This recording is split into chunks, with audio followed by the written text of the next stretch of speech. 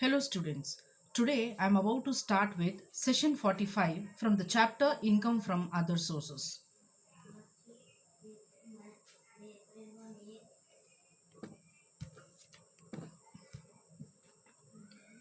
Income from other sources as explained by section 56 to section 59 of Income Tax Act.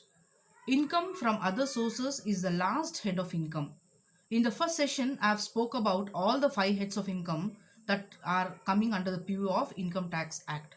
So, income from other sources is the last head of income, while Section 56 defines the scope of income chargeable to tax under this head, and Section 57 and 58 specify the basis of computation of such income. So, out of the 5 sources of income or five heads of income, income from other sources is the last head of income, which is covered under Section 56 to 59 of the Income Tax Act. What is basis of charge? Basis of charge as explained by section 56. Any income which is not included in other heads of income is by default covered under the head income from other sources. It means that if whatever the income which you cannot charge under the other heads of income, like income from salaries, income from house properties, income from capital gains, and income from business and profession. So if you are not able to charge if you're not able to charge the income under these 4 heads of income, then you can charge it under the head income from other sources. So any income which is not included in other heads of income is by default covered under the head income from other sources. Section 56 subsection 1 covers any income which does not fall under any other head of income. However, section 56 subsection 2 specifies 10 incomes which are always taxable under the head income from other sources.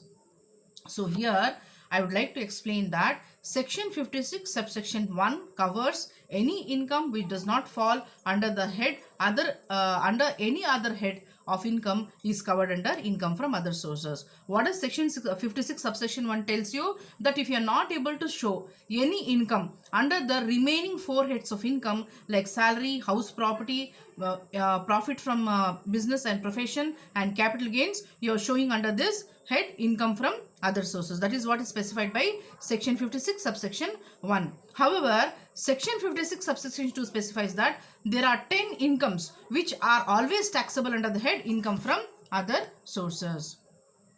Let's discuss about the 10 incomes that are always taxable under the head income from other sources. First is your dividend income. As you are all aware that what is dividend? Dividend is actually the return that is expected by the shareholders from the company. So whatever the income received by the shareholders in the form of income is taxable under the head income from other sources. Income from winnings from lotteries, crosswords, puzzles, races, including horse races, etc. So if the SSC is getting some income from lotteries, from crossword puzzles, races, including horse races, then that income is chargeable under the head income from other sources. Third one is any sum received by the SSC from his employees as contribution to any staff welfare schemes if the same is not taxed as business income. So if any amount is received by the SSC from his employees, SSC is receiving the amount from his employees as contribution to any staff welfare scheme, and if it is not taxable under the head business income, then it is taxable under the head income from other sources.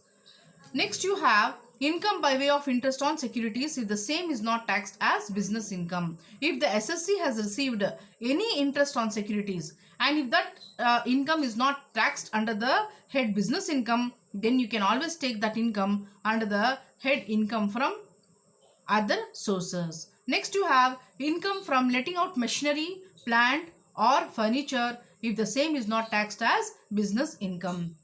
As discussed in the previous year, that if the as discussed in the previous I discussed in the previous sessions that when I was discussing about the house property, I have told something about charges on the assets and also the service charges. So income from letting out machinery, Then plant or furniture, if the same is not taxed as business income, then you can tax it under the head income from other sources. Next you have income from letting out of machinery, plant or furniture along with letting out of building, and the two lettings are not separable.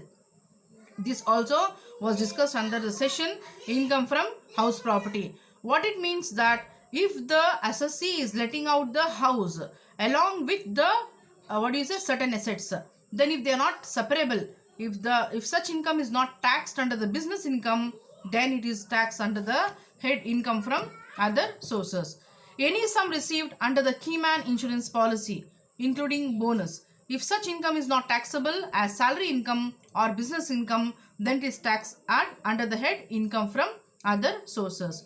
If any sum of money received as gift exceeds rupees 50,000, the whole of the amount is taxable as income from other sources. So, if any money is received as in the form of gift, if any amount is received in the form of gift, and if that amount exceeds rupees 50,000, the whole of the amount is taxable under the head income from other sources.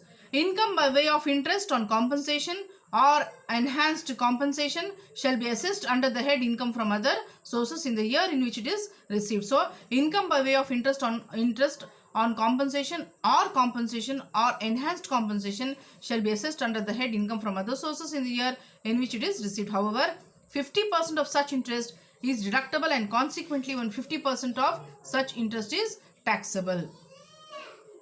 Where any sum of money received as advance or otherwise in the course of the negotiation for transfer of a capital asset. So, when any sum of money received